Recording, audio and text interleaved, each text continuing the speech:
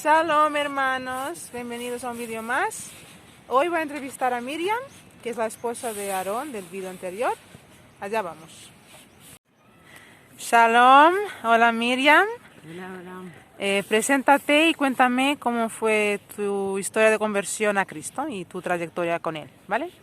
Muy bien, pues yo me llamo Miriam y bueno, pues yo creo que voy a empezar mejor desde el año 2019. ¿Vale? En el año 2019, pues básicamente yo considero que era una persona completamente distinta a quien soy ahora. De hecho, tenía otro nombre, otra vida y desde luego pues tenía una vida pues la que me dirigía al mundo, ¿no? En ese momento yo me encontraba con los deseos de querer viajar. Siempre tuve el deseo de querer viajar desde bien pequeña. Probablemente Dios me lo puso en el corazón y gracias a eso pues Él me llamó, ¿no? Y pues en mayo del 2019 yo me embarqué en un viaje a México. Lo dejé todo aquí en España, dejé trabajo, dejé mi casa, dejé todo y eso sí, no dejé mi gata y me la llevé para México. Nos fuimos las dos a México y decidimos comprar una camioneta. Y pues allí en México, una vez que empezamos a viajar, pues bueno, tenía una vida completamente llena de placeres, ¿no? Me dejaba llevar por mis instintos y por lo que entendí luego más tarde que son los deseos de la carne, ¿no? Pues tenía muchas relaciones constantes, relaciones sin ningún tipo de propósito, deseos constantemente de buscar la alegría en salir por las noches a las discotecas, a beber alcohol, ¿no? Y pues sobre todo a buscar llenar ese vacío que en el fondo yo no quería aceptar y que huía de él, de alguna manera quizá viajando. Pero en mí pues yo creo que siempre me consideré una buscadora de la verdad, ¿no? Entonces pues la pena de esto es que también me hizo caer en muchos movimientos y corrientes de pensamiento como el veganismo, como pues la lucha por los derechos de los animales, ¿no? Todas estas cosas que hoy en día mueven y que lo único que hacen es pues despertar ese deseo en las personas de querer hacer algo por el mundo, pero a la vez te quedas corta porque no estás haciendo realmente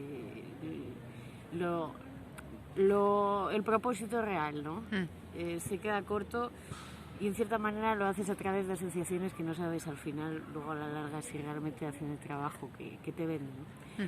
Entonces, bueno, pues porque estaba en México y bueno, pues viajando se me sumaron a la camioneta una española y una brasileña y pues yo recuerdo que mi objetivo y siempre mi deseo desde aquí, desde España, era pues si es que ya que vivo en una camioneta en México, pues yo me hacía ideas y expectativas de que viviría en una playa paradisíaca, pues de playa en playa, vamos.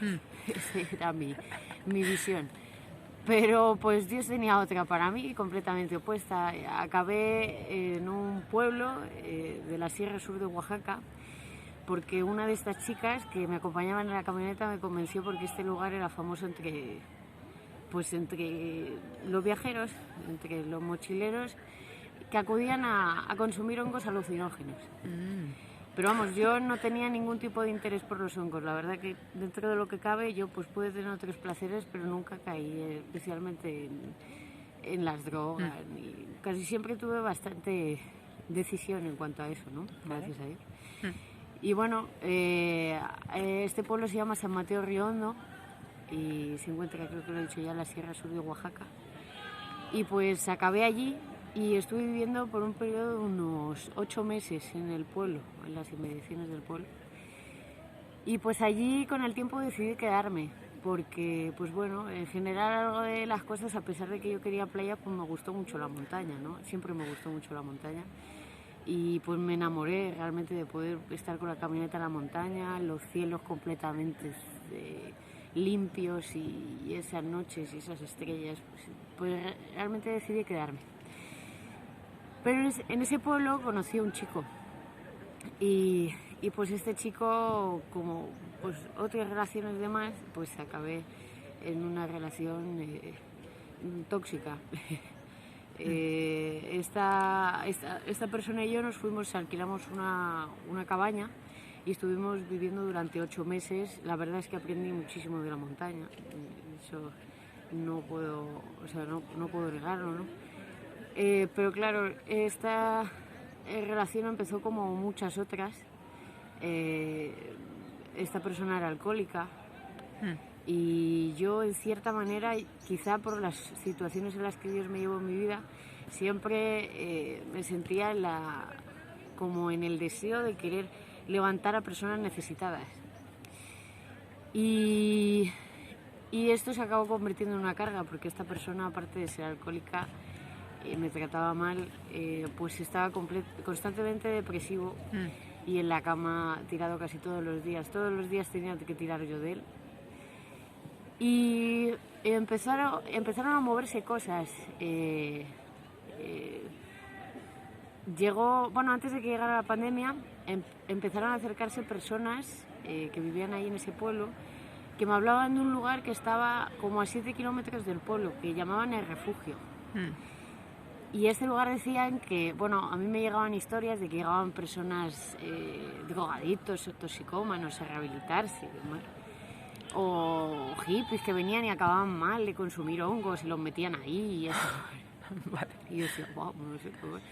Pero en cierta manera las personas que conocía pues eran personas que me inspiraban mucho sus vidas, ¿no? La vida que habían construido, muy familiar, llena de niños y aunque en ese momento ni me replanteaba tener niños, pero bueno, la idea de vivir en la montaña, depender de tener tu propio huerto, hacer aceites esenciales sacados de las plantas, cosas que pues me inspiraban muchísimo. Pues ahí se quedó, pero empecé a tener un sueño que se me repetía constantemente en las noches. Y este sueño me mostraba este lugar, me mostraba, y aunque realmente no me decía que era refugio, yo sabía que era refugio.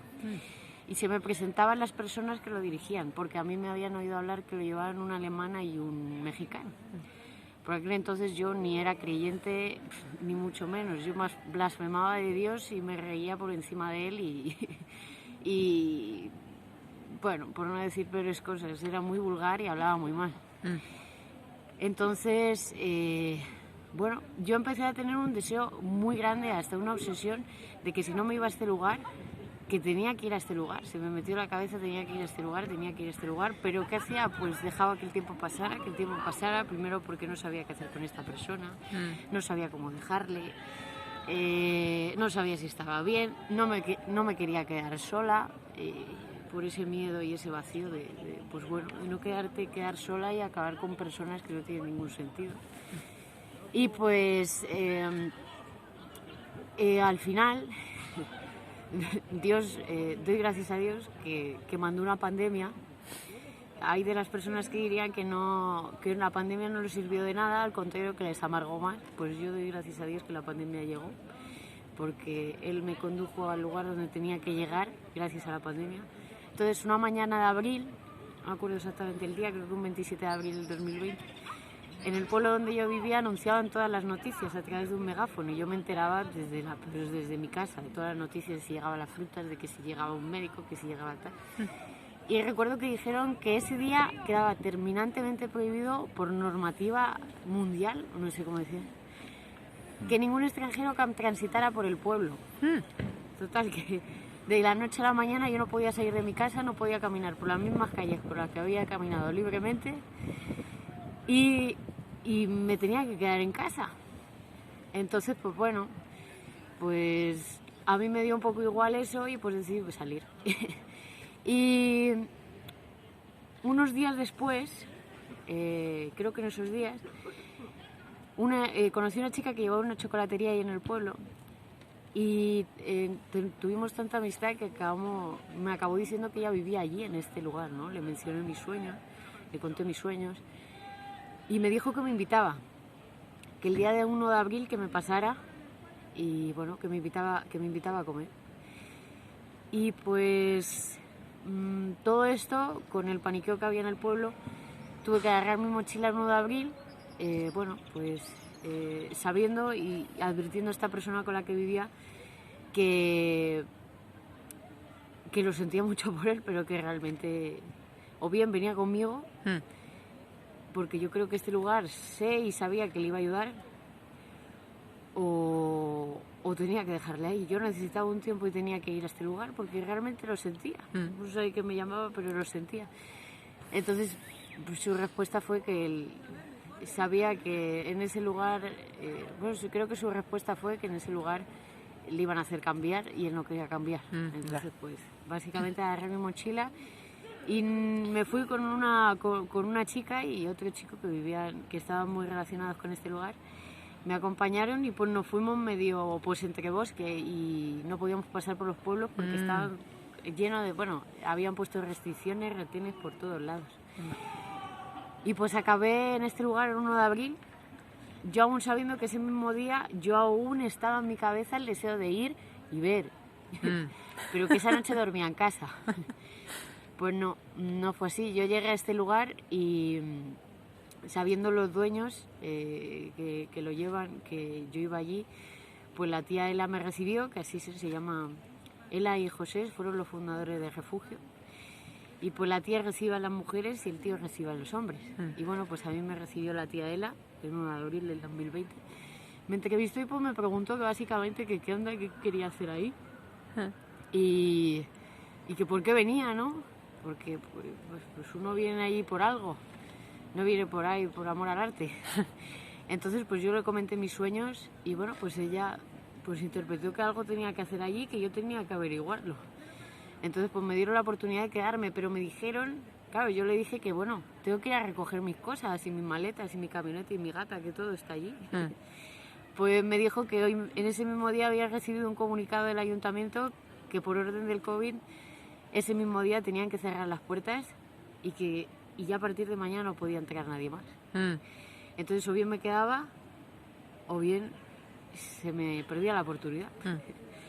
Entonces pues yo, aún así en mi duda, yo dije, no, pues es que no puede ser así, yo tengo que despedirme de esta persona.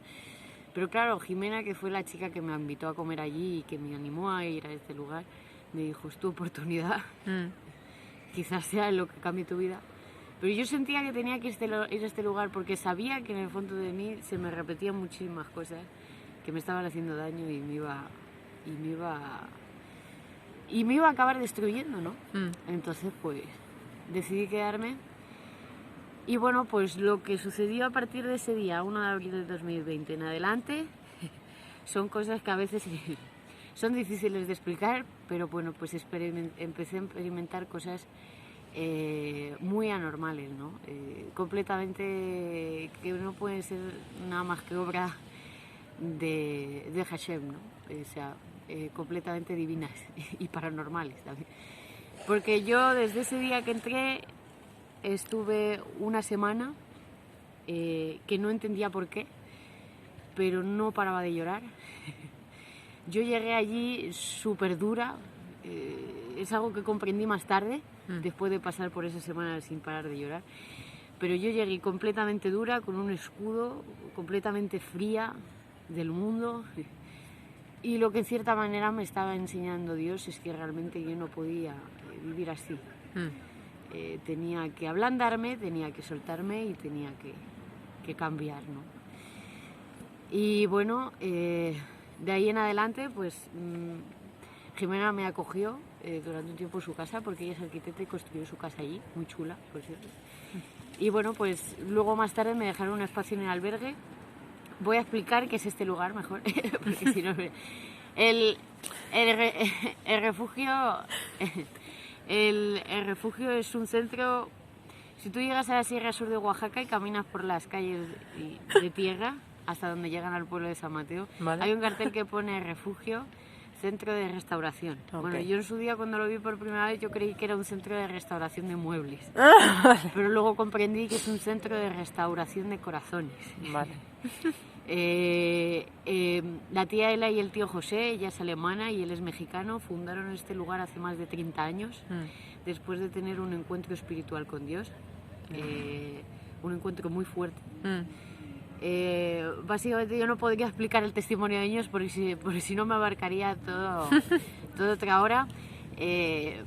Pero pues ellos experimentaron realmente la mano de Dios, que yo no he experimentado en mi vida y que realmente pues anhelo, ¿no? Pero empezaron a acoger muchísimas personas, más que acoger, ellos empezaron a acoger personas y saber que realmente su propósito en la vida es que la manera de servir a Dios es que debían de tratar personas y más que restaurarlas a través de enseñarles la palabra y llevarles por un proceso personal de su vida, que es lo que me pasó a mí, para llegar a la conclusión de recuperar tu identidad y salir siendo una persona completamente renovada y restaurada, ¿no? Entonces, pues bueno, hoy en día este lugar existe. Han salido la tía de la Espartera, también ella ha recibido más de 400 bebés en sus manos. Muy fuerte. Son personas muy inspiradoras y que poco que hables con ellas te das cuenta de que realmente está la presencia de Dios en ellos, más que no solamente por eso, sino por su sabiduría y por saber que a mí me han hecho abrir los ojos, gracias a Dios, a través de muchas cosas que nos suceden y que nos perturban, ¿no?, en el día a día. Entonces, pues bueno, yo empecé una terapia, lo que se diría como terapia, no sé cómo llamarlo. La primera terapia que yo creo que he tenido en mi vida, más que a manos de un psicólogo corriente, pues no tuve que pagar ningún psicólogo. Bueno, sí que pagué mi estancia allí, pero vamos, que no tuve que pagar ningún psicólogo. Y pues bueno, ese proceso y ese tiempo me llevaron incluso a...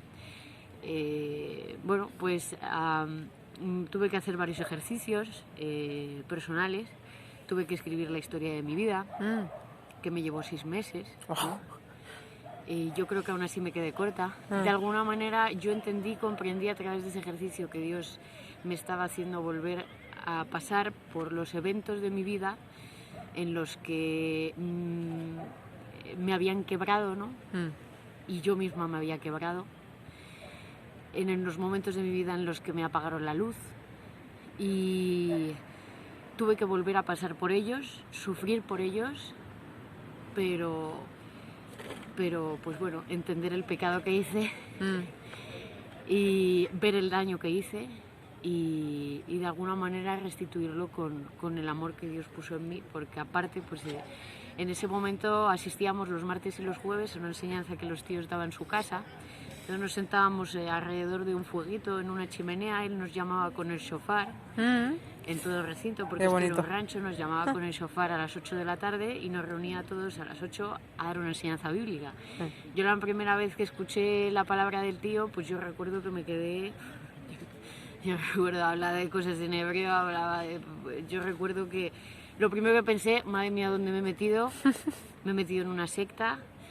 Lo típico que realmente te venden en el mundo, pero hasta que te das cuenta que yo en mí había ese deseo de querer saber más, ¿no? De decir, vale, pero esto llega aquí. Entonces me llegó una Biblia a las manos, una Biblia completamente... Estaba abandonada, la tenían ahí en el comedor, estaba llena de humedades, porque le había caído yo creo que una inundación en no saber qué año, y cada vez que abrías la Biblia pues sonaba cada hoja, así... Pero pues doy gracias a Dios que esa Biblia yo creo que hasta era católica, pero doy gracias a Dios porque esa Biblia pues yo llegué a tener muchísimos encuentros en la noche, después de cada enseñanza en la que me llevaron, doy gracias a Dios, Dios me llevó a entender el proceso que tiene el pecado, ¿no? Como en el momento que haces un daño tiene una consecuencia, una repercusión en tu vida, no solamente para ti, sino para los de los demás, y cómo debe de haber un arrepentimiento, un cambio en ti. Y pues todo eso Dios estuvo tratando en mí y sigue tratando hoy en día, gracias a Dios. Amén. Y bueno, también tuve que pedir perdón a más de 25 personas. Mira. Por cartas y por mensajes. Y también tuve que liberarme de muchas personas que me hicieron daño. Y bueno, aparte de eso, pues la tía también me hacía sesiones de liberación. y en una de ellas llegué a experimentar algo pues muy sorprendente, pero que a fin de todo la conclusión fue que a quien debía de reconocer, porque ella cada vez que me hacía una sesión de liberación oraba en el nombre de Yeshua. Yo no sabía quién era Yeshua en ese momento.